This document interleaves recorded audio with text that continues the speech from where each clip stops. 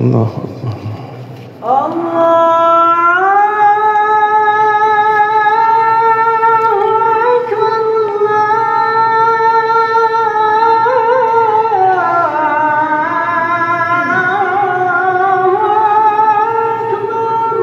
الله الله أشهد أن لا إله إلا الله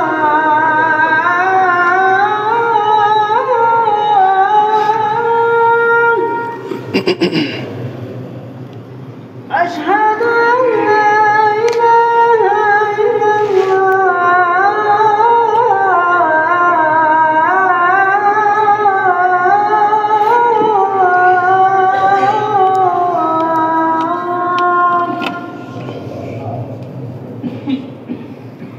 أشهد أن محمدا رسول الله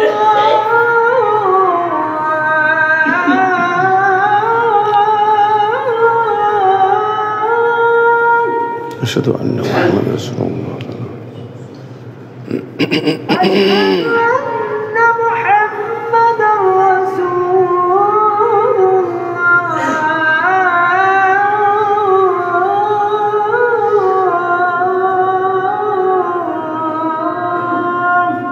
أشهد أن محمد رسول الله حي على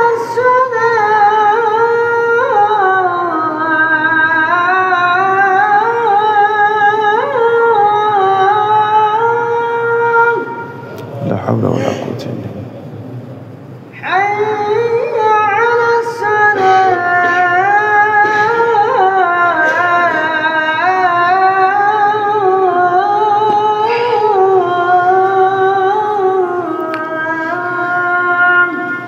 لا حول ولا قوة إلا بالله حي على الفلاح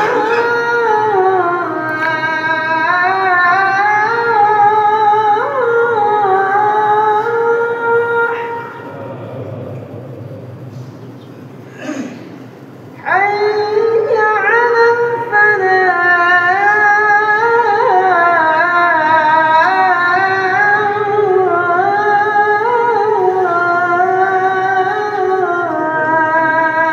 الفلاح لا حول ولا قوة إلا بالله الله أكبر الله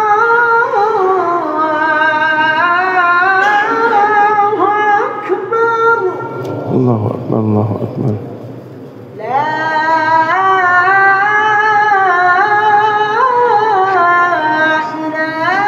إله إلا الله لا إله إلا الله حقا دائما لا نشهد له صلاة الأمر بنا وجل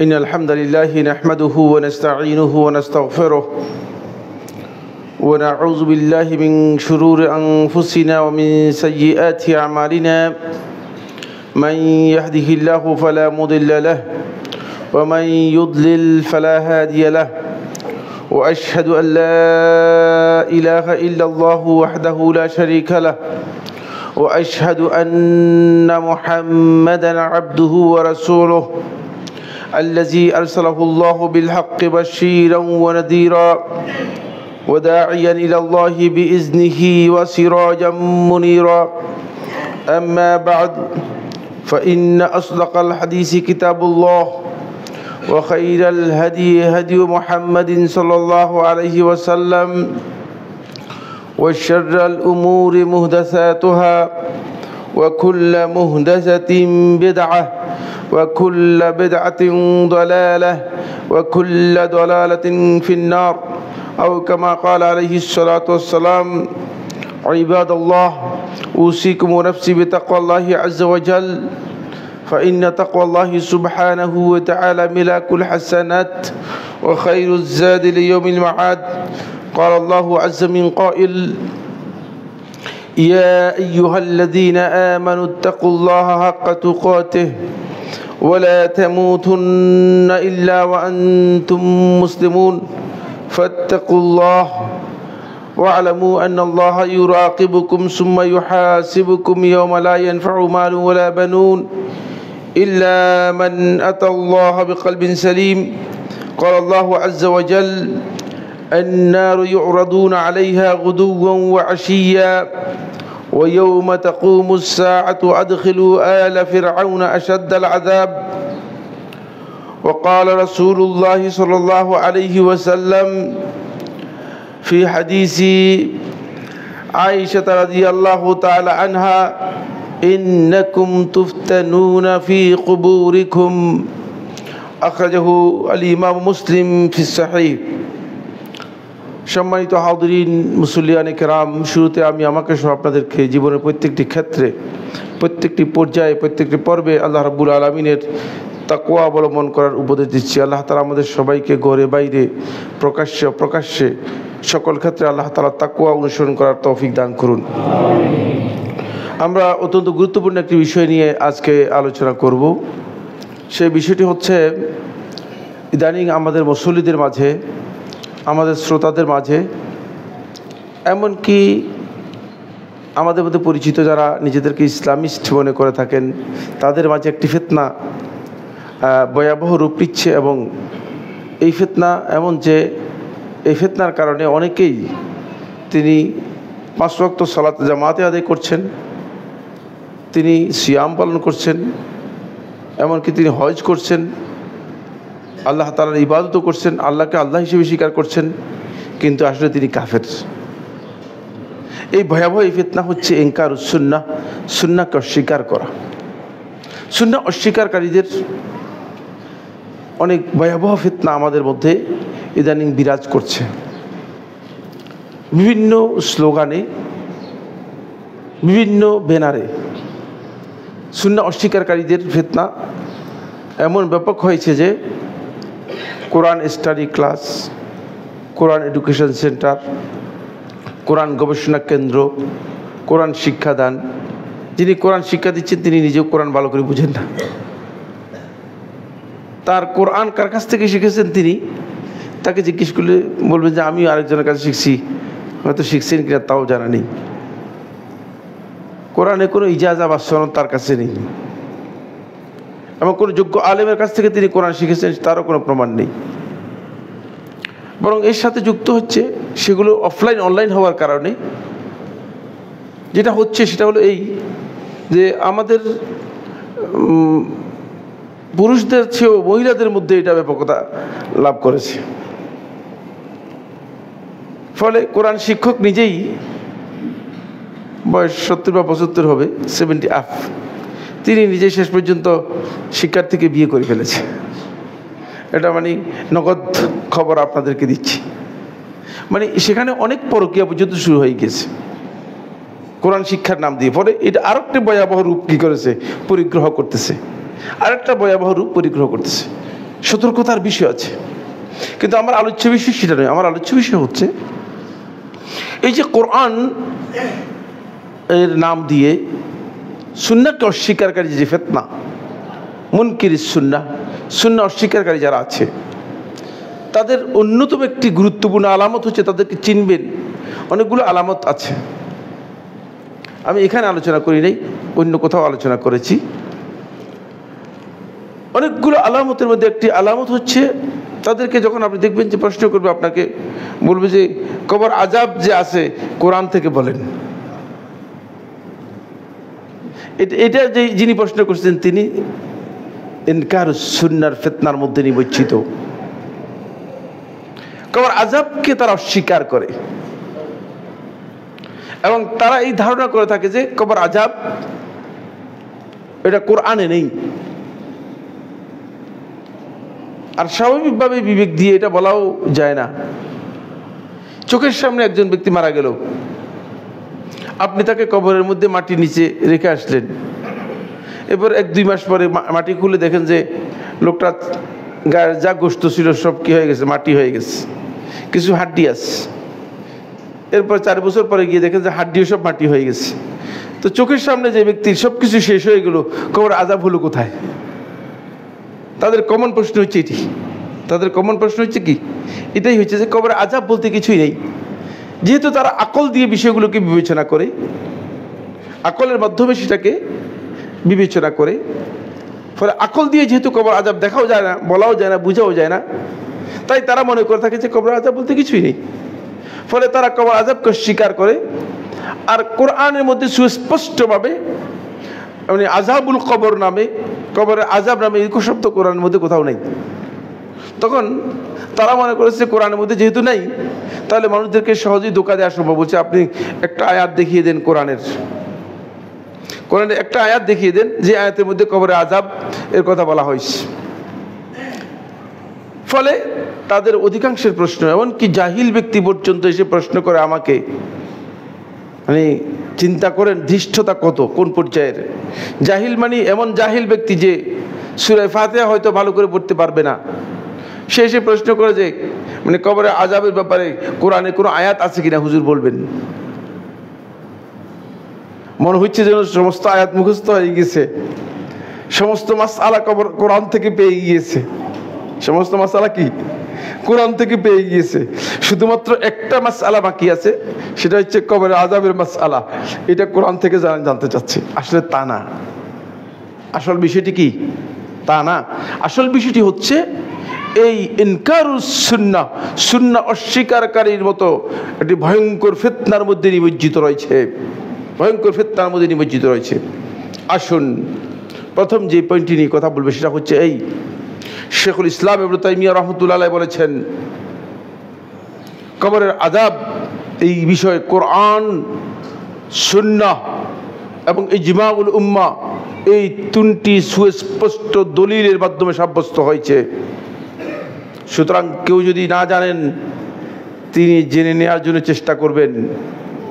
জ্ঞান না থাকলে অজ্ঞ জাহিল ব্যক্তির জন্য কাজ হচ্ছে তিনি জ্ঞান অর্জন করবে, কিন্তু মূর্খতা অর্জন করার চেষ্টা করবেন না, অথবা মূর্খ থেকে জ্ঞান নেওয়ার জন্য চেষ্টা করবেন না। এটা হচ্ছে অন্ধের রাস্তা দেখানোর মতো, তাহলে ভুল পথে চলে যাবেন। সূরা গাফির, এই সূরার নাম হচ্ছে কি? সূরাত গাফির। অন্য আরেকটি নাম আছে, কেউ বলতে পারবেন? হ্যাঁ, সূরাতুল মুমিন। Very good. বাম পাশে বসলেও কিন্তু কি আছে?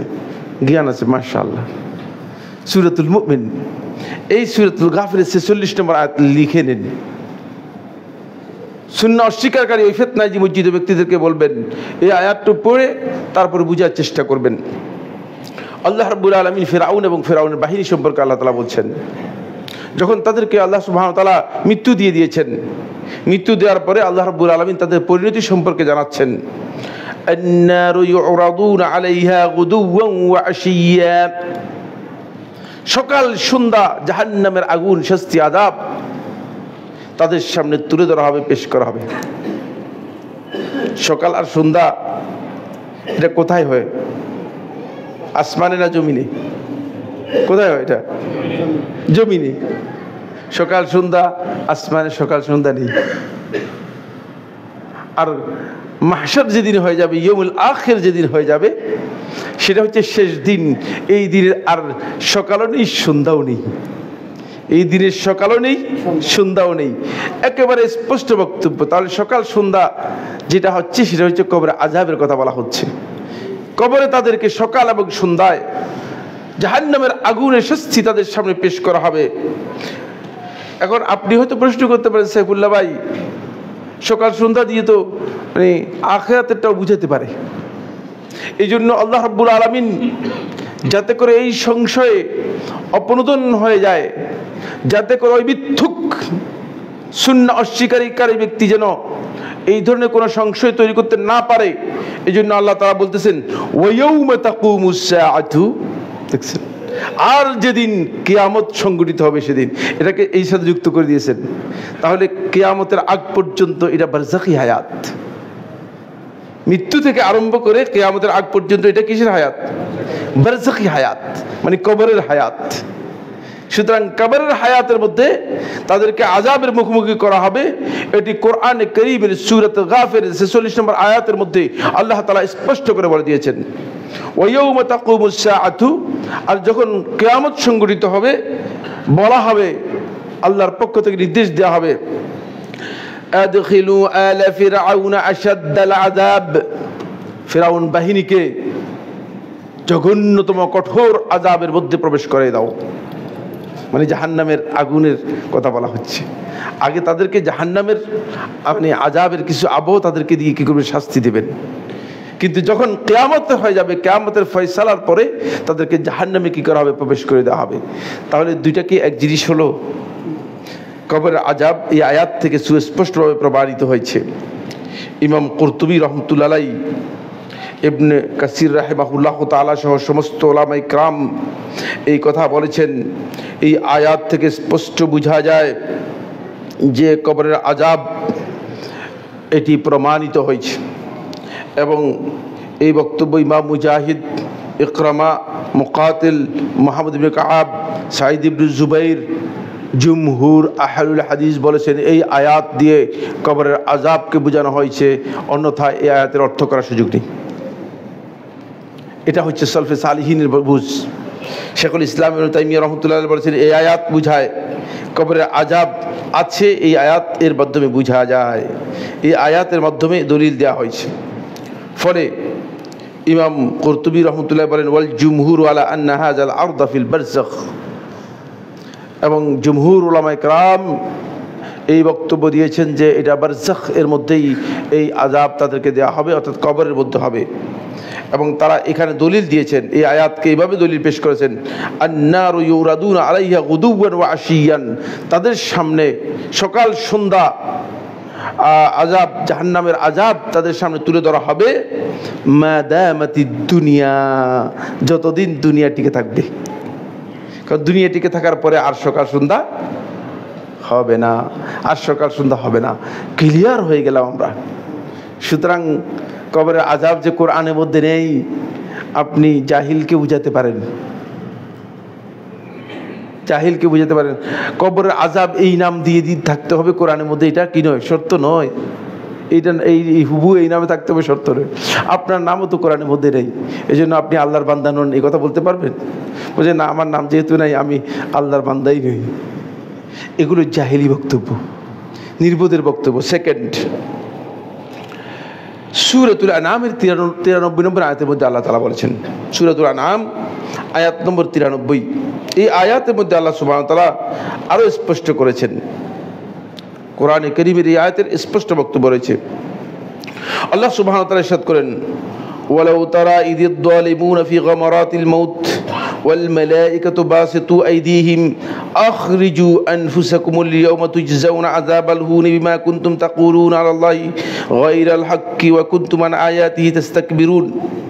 এই আয়াতের মধ্যে আল্লাহ রাব্বুল আলামিন ইরশাদ করেন, ওয়ালাউ তারা ইযিদ যালিমুনা ফি গামারাতিল মাউত, আপনি যদি দেখতেন যখন জালেমরা ফি গামারাতিল মাউত, মৃত্যুর যে কষ্ট, এই কষ্টের মধ্যে যখন থাকবে, আর ফেরেশতারা যখন তাদের কাছে আসবে, এসে বাসিতু আইদিহিম, তাদের হাত সম্প্রসারিত করে বলবে, আখরিজু আনফুসাকুম, তোমরা তোমাদের রূহগুলো বের করে দাও, আল ইয়াউম, আজকে তুজজাউনা আযাবাল হুন বিমা কুনতুম তাকুলুনা আলাল্লাহি গায়রাল হাক্কি, আল্লাহর ব্যাপারে অন্যায়ভাবে না জেনে আন্দাজের উপর দৃষ্টতার সাথে যে সমস্ত কথা বলতে, আজকে এর জন্য তোমাদেরকে লাঞ্ছনাজনক শাস্তি দেওয়া হবে।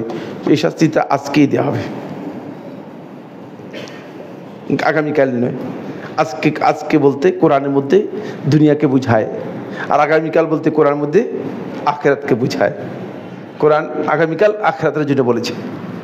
আজকের এই দিনে তোমাদেরকে শাস্তি দেওয়া হবে, তোমরা এই কারণে ওয়া কুনতুম আন আয়াতিহি তাস্তাকবিরুন, আর তোমরা আল্লাহর আয়াতসমূহকে অস্বীকার করতে এবং আল্লাহর আয়াতের ব্যাপারে অহংকার করতে, গোঁড়ামি করতে।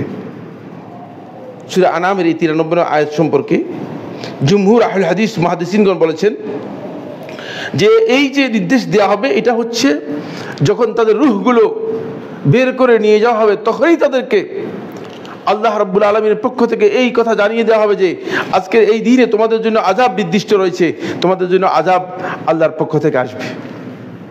এবং সেটা কবরের আযাবের দিকে কি করা হয়েছে, ইঙ্গিত করা হয়েছে যে কবরের মধ্যে যে আযাব দেওয়া হবে সেই আযাবের দিকে ইঙ্গিত করা হয়েছে। এখানে একটি গুরুত্বপূর্ণ পয়েন্ট রয়ে গিয়েছে, সেই পয়েন্টটি হচ্ছে এই কবরের আযাবের ব্যাপারে রাসূলুল্লাহ সাল্লাল্লাহু আলাইহি ওয়াসাল্লামকে প্রথমে যখন প্রশ্ন করা হয়েছিল, রাসূলুল্লাহ সাল্লাল্লাহু আলাইহি ওয়াসাল্লাম বিষয়টাকে আল্লাহ নবী সাল্লাল্লাহু আলাইহি ওয়াসাল্লাম একটু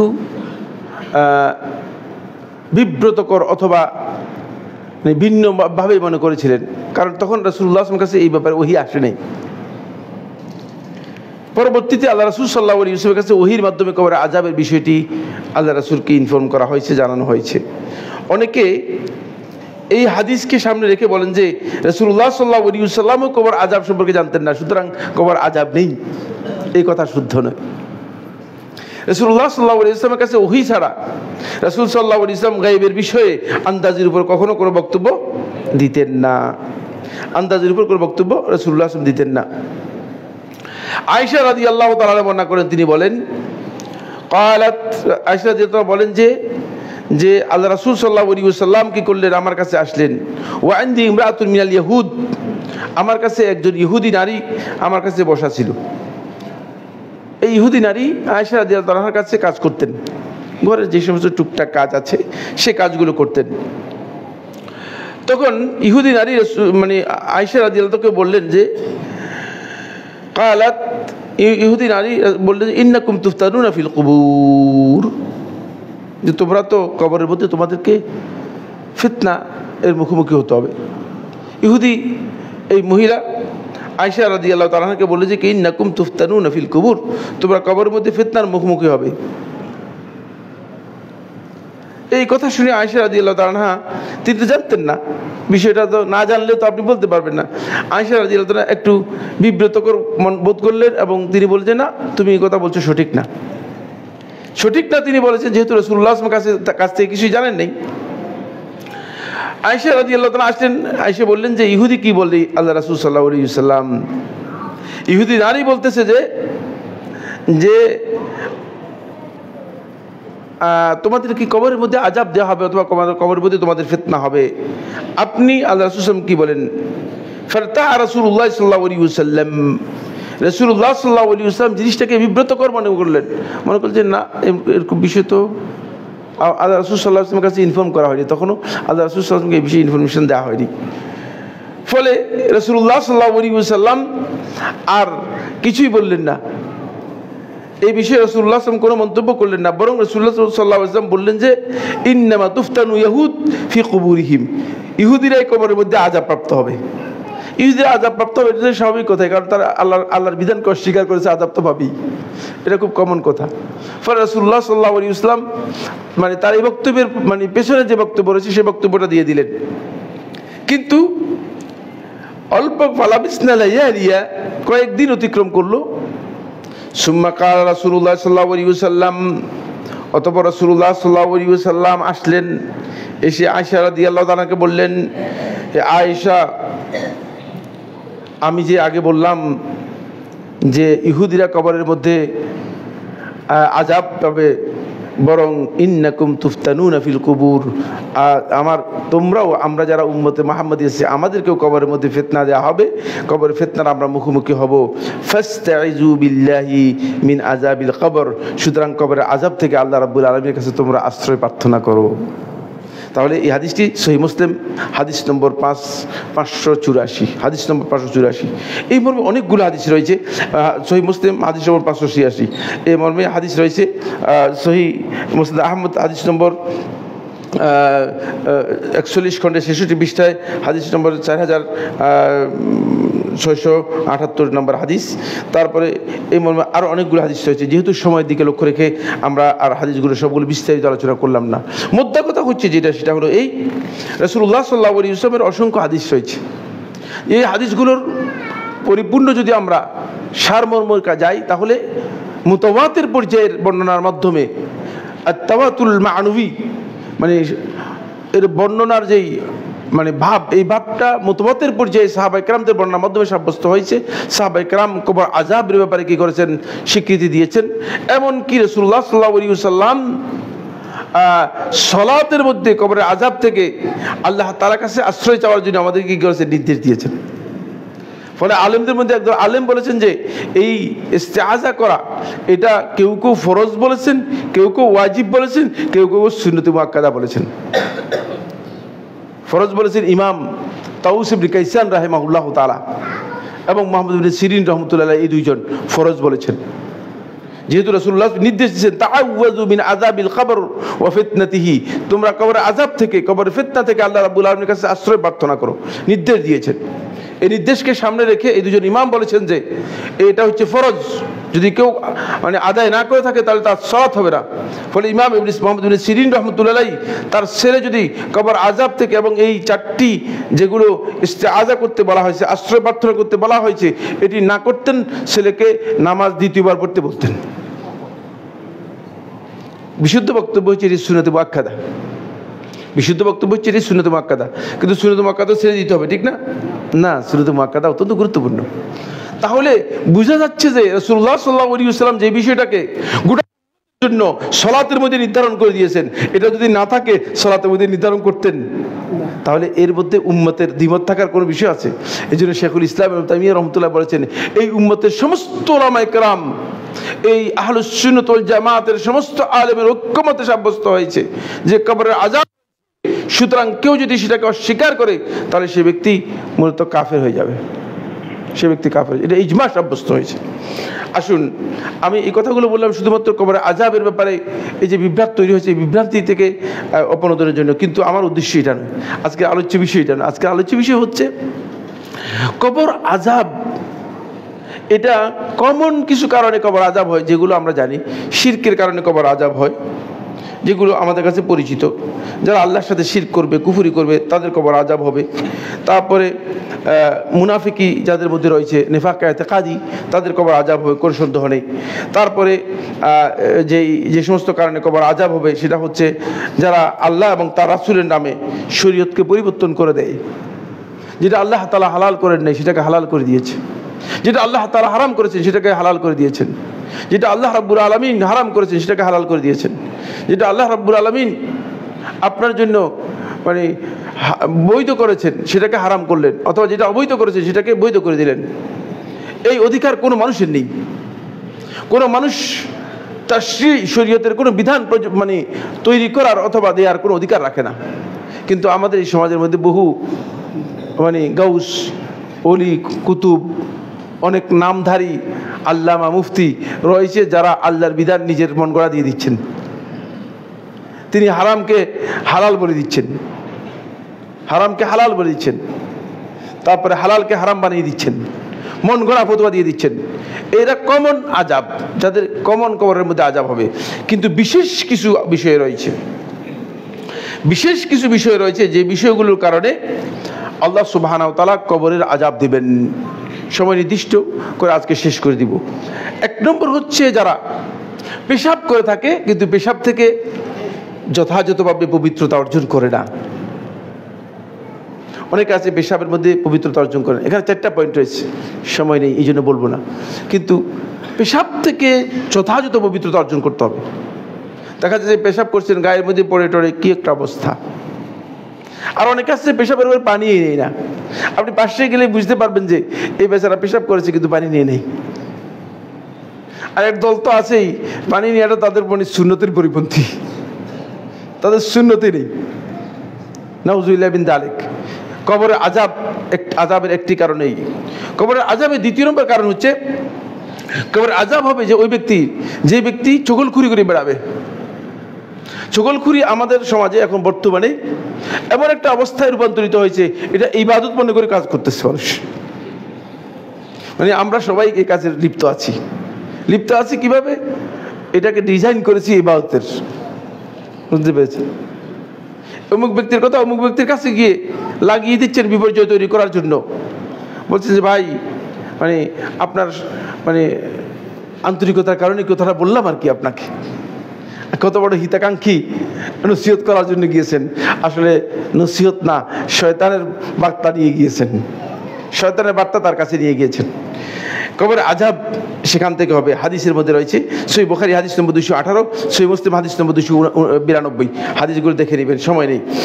এরপর 3 নম্বর হচ্ছে গীবত যারা করবে, এদের কবরে আযাব হবে, বিশেষ আযাব। কবরে আযাবে বিশেষ কারণ যে যারা গীবত করবে, ইমাম বুখারী রাহমাতুল্লাহ আলাইহি তার সহিহে বর্ণনা করেছেন, যারা গীবত করবে তাদের ব্যাপারে রাসূলুল্লাহ সাল্লাল্লাহু আলাইহি ওয়াসাল্লাম বলেছেন তাদের জন্য কবরে আযাব হবে। 4 নম্বর হচ্ছে যারা মিথ্যা বলবে তাদের কবরের মধ্যে কঠিন আযাব হবে, তাদের কবরের মধ্যে কঠিন আযাব হবে। কবরের মধ্যে মিথ্যুকের যে কঠিন আযাব হবে, সে কঠিন আযাবের বর্ণনা এসেছে সহিহ বুখারী 7074 নম্বর হাদিস, 7074, 7075, 7076, এই হাদিসগুলো দেখে নেবেন, সবগুলো কবর আযাব সম্পর্কে বলা হয়েছে এবং কবরের আযাব সম্পর্কে বিস্তারিত আলোচনা করা হয়েছে, কবরের আযাব সম্পর্কে বিস্তারিত আলোচনা করা হয়েছে। এই হাদিসটা আমি পড়ে শোনাবো, আর বাকি একটা হাদিসও পড়ে শোনাবো না সময়ের কারণে। সামুরা ইবনে জুনদুব রাদিয়াল্লাহু তাআলা বর্ণনা করেন, তিনি বলেন রাসূলুল্লাহ সাল্লাল্লাহু আলাইহি ওয়াসাল্লাম ইরশাদ করেছেন, ফান্তালাকনা, আমরা দুজনেই আমরা একসাথ হয়ে গেলাম। এটা স্বপ্নের কথা বর্ণনা করতেছেন রাসূলুল্লাহ সাল্লাল্লাহু আলাইহি ওয়াসাল্লাম। আমরা গেলাম, মানে একসাথে হাঁটলাম, চলে গেলাম। ফাতাইনা আলা রাজুলিন, আমরা গিয়ে একজন ব্যক্তির কাছে গিয়ে পৌঁছলাম। মুস্তালকিন লিকাফাহ, যে চিত হয়ে শুয়ে আছে, যে মানে চিত হয়ে শুয়ে আছে এমন একজন ব্যক্তিকে দেখতে পেলাম। ওয়াইজা আখর, আর দেখতে পেলাম আরেকজন ব্যক্তিকে কাইমুন আলাইহি, আরেকজন ব্যক্তিকে দেখতে পেলাম তার মানে সামনে দাঁড়িয়ে আছে, তার সামনেই দাঁড়িয়ে আছে একজনকে দেখতে পেলাম। বিকাল্লুবিন মিন হাদিদ, লোহা টেড়া, টেড়া হচ্ছে 3 শুল বিশিষ্ট যেই জিনিস যেটা দিয়ে মানুষ চামড়া টেনে নিয়ে আসা অথবা দূর থেকে মানুষদেরকে আক্রমণ করা হয়ে থাকে। এগুলো যারা গ্রাম্য যে সমস্ত অস্ত্র ব্যবহার করে ব্রাহ্মণবাড়িতে গিয়ে দেখেন, বুঝে যাবেন, ঠিক আছে। বিকাল্লুবিন মিন হাদিদ, লোহার টেড়া নিয়ে, বুঝলেন না, দাঁড়িয়ে আছে। ওয়া ইজা হুয়া ইয়াতি, তারপরে দেখতে পেয়েছি সে ইয়াতি আহাদা শিক্কাই ওয়াজহিহি, এই টেড়া দিয়ে তার এই যে চোয়াল আছে না, চোয়ালের এই এক অংশকে এইভাবে টান দিয়ে ফায়ুশারশিরু শিদকাহু ইলা কাফাহু, তার এই ডান দিকের অংশটুকু পুরাটাই বাম দিকে এখানে পৌঁছে নিয়ে যায়, টেনে এভাবে বাম দিকে পৌঁছে দেয়, ইলা কাফাহু পিছনের দিকে নিয়ে যায়। ওয়ামিন খারাহু ইলা কাফাহু, নাককে এভাবে টেনে এই দিকে নিয়ে যায়। ওয়া আইনাহু ইলা কাফাহু, চোখ দুটো টেনে এইখানে এভাবে টেনে নিয়ে যাচ্ছে, ওই টেরা দিয়ে নিয়ে যাচ্ছে। অর্থাৎ পুরা লোকটাকেই সামনের দিক থেকে পিছনের দিকে নিয়ে গেছে, পুরা লোকটাকে সামনের দিক থেকে পিছনের দিকে নিয়ে যাচ্ছে। এক অংশ করার পরে সুম্মা ইয়াতাহাওয়ালু ইলাল জানিবিল আখার, এই অংশ সে করে আবার এই অংশ করতেছে। যখন দ্বিতীয় অংশ করতেছে, প্রথম অংশ আবার ভালো হয়ে যাচ্ছে, দ্বিতীয় অংশ শেষ করার পরে অংশ শুরু করতেছে। এইভাবে দেখতে পেলাম যে মানে বার তাকে এইভাবে তার মুখকে কি করতেছে, পরিবর্তন করে টেনে মানে পরিপূর্ণ করে বিছিয়ে দিচ্ছে, উল্টায় দিচ্ছে।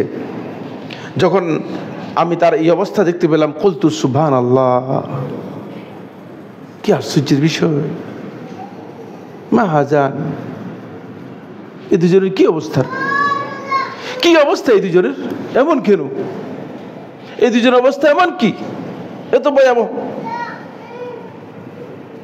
তখন আমাকে বলা হলো, ইন্নাহুর রাজুল আল্লাযী ইয়াগদু মিন বাইতিহি, এ হচ্ছে ওই ব্যক্তি যে ব্যক্তি তার ঘর থেকে বের হয়ে আসে, ফায়াকযিবুল কাযবাতা তাবলুগুল আফাক, এরপরে ইচ্ছাকৃতভাবে মিথ্যা বলে, এবং মিথ্যা বলে মানুষের মধ্যে ব্যাপকভাবে মিথ্যাকে কি করে, প্রচার করে দেয়।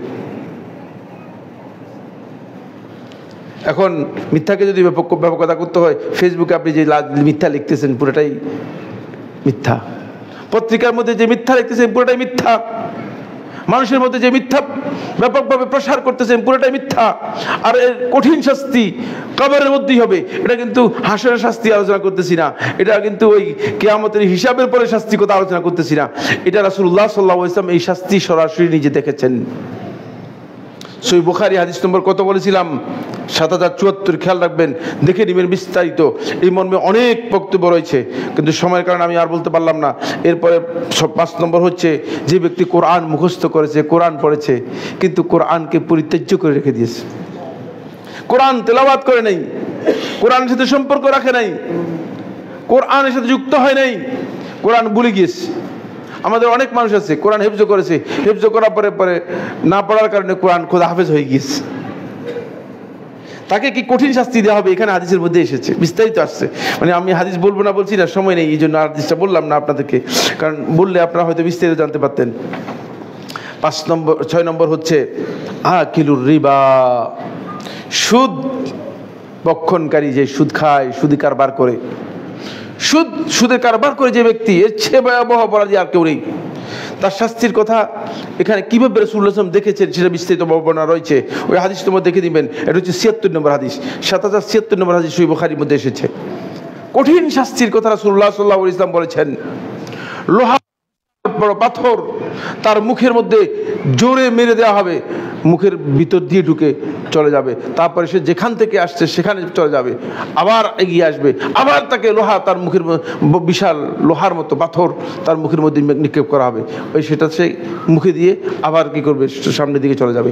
এইভাবে কিয়ামত পর্যন্ত, ইলা ইয়াউমি ইউবআসুন, পুনরুত্থান পর্যন্ত কবরের মধ্যে তাকে শাস্তি দেওয়া হবে, রাসূলুল্লাহ সাল্লাল্লাহু আলাইহি ওয়াসাল্লাম হাদিসের মধ্যে বলেছেন। এরপরে ৭ নম্বর হচ্ছে জেনা, জেনার মাধ্যমে, জেনার ভয়াবহ শাস্তির কথাও রাসূলুল্লাহ সাল্লাল্লাহু আলাইহি ওয়াসাল্লাম হাদিসের মধ্যে বলেছেন। ৮ নম্বর হচ্ছে ওই ব্যক্তি, যে ব্যক্তি মানুষদেরকে উপদেশ দেয়, মানুষদেরকে নসিহত করে। আমাদের এই সমাজের মধ্যে কিছু লোক আছে যারা নসিহত করে পুরা মানুষের জন্য, মানে উপদেশ তো মানুষের জন্য দিয়েছি, আমি তো আর নিজের জন্য দিই নেই। ফলে তারা মনে করে যে অডিয়েন্স যারা আছে এরা হচ্ছে আমার কথা শুনবে, আমার নিজের জন্য কোনো দরকার নেই। না, মানুষদেরকে উপদেশ দিচ্ছিল, ওয়াতানসাউনা আনফুসাকুম, আর নিজেকে ভুলে যাচ্ছ, নিজে আমল করে না।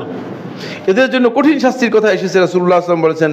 সে শাস্তি ওখানে স্পষ্ট করে বর্ণনা করা হয়েছে। তাদের, রাসূলুল্লাহ সাল্লাল্লাহু আলাইহি ওয়াসাল্লাম বলেছে যে তাদের ঠোঁটগুলোকে আল্লাহ রাব্বুল আলামিন কিয়ামতের দিন একেবারে আগুনের কেচি দিয়ে আল্লাহ রাব্বুল আলামিন কাটতে থাকবেন। এটা কিয়ামত পর্যন্ত চলবে, কবরের মধ্যে তাদেরকে এই শাস্তি দেওয়া হবে। এরপরে ৯ নম্বর হচ্ছে যে ব্যক্তি ওজর ছাড়া রমজান মাসের একটি সিয়াম নষ্ট করলো, তার শাস্তি রাসূলুল্লাহ সাল্লাল্লাহু আলাইহি ওয়াসাল্লাম হাদিসের মধ্যে বলেছেন, কঠিন শাস্তির কথা উল্লেখ করেছে। সময় নেই, এর জন্য হাদিস বলি নাই। ১০ নম্বর হচ্ছে ওই ব্যক্তি, যে ব্যক্তি জাতীয় সম্পদ অথবা সাধারণ সম্পদে আত্মসাৎ করলো। জাতীয় সম্পদ আত্মসাৎ করা এটি ভয়াবহ অপরাধ। রাসূলুল্লাহ সাল্লাল্লাহু আলাইহি ওয়াসাল্লাম এই হাদিসটা আমি আপনাদেরকে শোনাবো, কারণ সময় শেষ হয়ে গেলেও তারপরে শোনাবো, এবার সব পয়েন্ট তো আলোচনা করতেই পারি নাই। আবু হুরায়রা বর্ণনা করেন, তিনি বলেন একজন ব্যক্তি যুদ্ধের মধ্যে আল্লাহ রাসূল মারা গেল, তখন আমরা রাসূলুল্লাহ সাল্লাল্লাহু আলাইহি ওয়াসাল্লামের কাছে গেলাম। কোনো কোনো রাওয়াতের মধ্যে এসেছে আল্লাহ রাসূল সাল্লাল্লাহু আলাইহি ওয়াসাল্লামের খাদেম ছিল, কোনো কোনো রাওয়াতের মধ্যে এসেছে রাসূলের খাদেম ছিল, এবং রাসূলুল্লাহ সাল্লাল্লাহু আলাইহি ওয়াসাল্লাম যখন অবতরণ করেছেন তার বিছনা গুছাচ্ছিল, রাসূল সাল্লাল্লাহু বিছনা গুছাচ্ছিল। এই অবস্থায় একটা অপরিচিত একটা তীর এসে, মানে একটা অদৃশ্য দূর থেকে তীর এসে, কি শত্রুপক্ষ না মুসলিম পক্ষ না কোন পক্ষ মেরেছে জানা নেই, তীর এসে বিদ্ধ হয়ে মারা গেল। তখন আমরা সবাই বললাম যে হানি আল্লাহু বিল জান্নাহ, জান্নাতের সুসংবাদ। আল্লাহ রাসূলের বিছনা গুছাচ্ছে, আল্লাহ রাসূলের খেদমত করতেছে, জান্নাতের সুসংবাদ হবে না? কি মনে করেন? জান্নাতের সুসংবাদ, সবাই মনে করলো যে জান্নাতের সুসংবাদ। তখন আল্লাহ রাসূল সাল্লাল্লাহু আলাইহি ওয়াসাল্লাম বলেছেন, লা ওয়াল্লাহ, না, আল্লাহর কসম, ওয়াল্লাযী নাফসি বিয়াদিহি, সেই সত্তার কসম যার হাতে আমার জীবন রয়েছে, ইন্নাশ শামলাতাল্লাতী আখাযাহা ইয়াওমা খায়বার মিনাল মাগানিম লাম তুসিবহাল মাকাসিম লাতাশতালি আলাইহি নারা।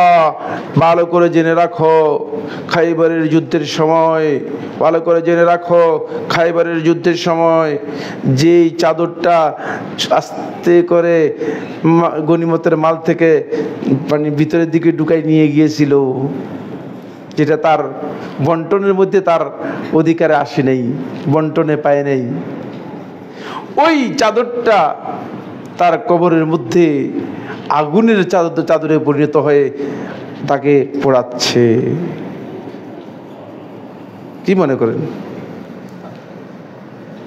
সুতরাং জাতীয় সম্পদ যারা আত্মসাৎ করে, সাধারণ মানুষের সম্পদ যারা আত্মসাৎ করে, তারা ভয়াবহ অবস্থার মধ্যে থাকবে। তাদের কবরের আযাব, মানে কবরের থেকে আযাব শুরু হয়ে যাবে, কবরের থেকে আযাব শুরু হয়ে যাবে। আরেকটি মাসালা আলোচনা করতে হবে, শেষ আর আলোচনা করবে না, সেটা হলো 11 নম্বর পয়েন্ট, গুরুত্বপূর্ণ, আরও গুরুত্বপূর্ণ। ওই ব্যক্তি, যে ব্যক্তি অহংকার করে দাম্ভিক্যের সাথে লোকদেরকে নিজের পাওয়ার বোঝানোর জন্য আমি অনেক কিছু হেন তেন, বুঝতে পেরেছেন, নিজের কাপড়কে টাকনুর নিচে পরে, অনেকে আছে যে জামা পরে আসছে অথবা প্যান্ট পরে আসছে মাটির নিচে, মাটি পর্যন্ত পাপসাপ, এমন দেখাচ্ছে যে আমি অনেক কিছু। আসলে কিচ্ছু না, আসলে কি কিচ্ছু না। সে জাহান্নামী, এবং সে ব্যক্তি শুধু জাহান্নামী নয়, তার আযাব কবর থেকে তার আযাব শুরু হবে। ইবনে উমর রাদিয়াল্লাহু বর্ণনা করেন, তিনি বলেন রাসূলুল্লাহ সাল্লাল্লাহু আলাইহি ওয়াসাল্লাম ইরশাদ করেছেন, বাইনামা রাজুলুন ইয়াজুরু ইজারাহু ইজ খুসিফা বিহি ফাহুয়া ইয়াতাজালজালু ইলা ইয়াউমিল কিয়ামাহ। যে ব্যক্তি তার এই ইজারকে, তার এই কাপড়কে, লুঙ্গি হোক, পায়জামা হোক, প্যান্ট হোক, যেটা পেছনে নিচে পরা হয় তাকে, সেটাকে যে ব্যক্তি টাকনুর নিচে পড়বে, অহংকার করে, তাহলে তাকে কিয়ামত পর্যন্ত মানে আযাব দেওয়া হবে এবং জমিনের মধ্যে তাকে নিচের দিকে তাকে দাবাতে থাকবে। সহিহ বুখারী হাদিস নম্বর 3485, সহিহ মুসলিম হাদিস নম্বর 2088। এখান থেকে বোঝা যায় যে কবরের আযাব যে সমস্ত কারণে হবে, সে কারণগুলো থেকে আমাদেরকে কি করতে হবে? আমাদেরকে অবশ্যই এগুলো থেকে দূরে সরে আসতে হবে।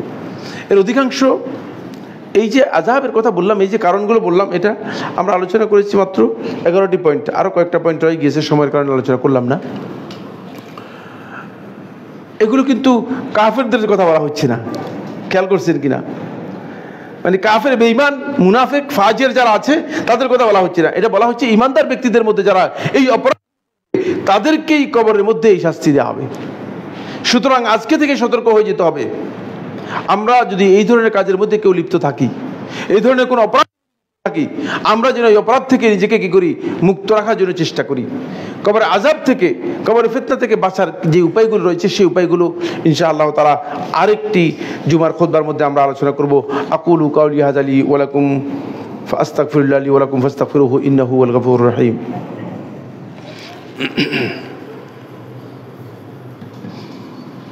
الحمد لله على إحسانه والشكر له على توفيقه وامتنانه وأشهد أن لا إله إلا الله وحده لا شريك له تعظيما لشانه وأشهد أن محمدا عبد الله ورسوله الداعي إلى رضوانه وعلى آله وأصحابه وإخوانه.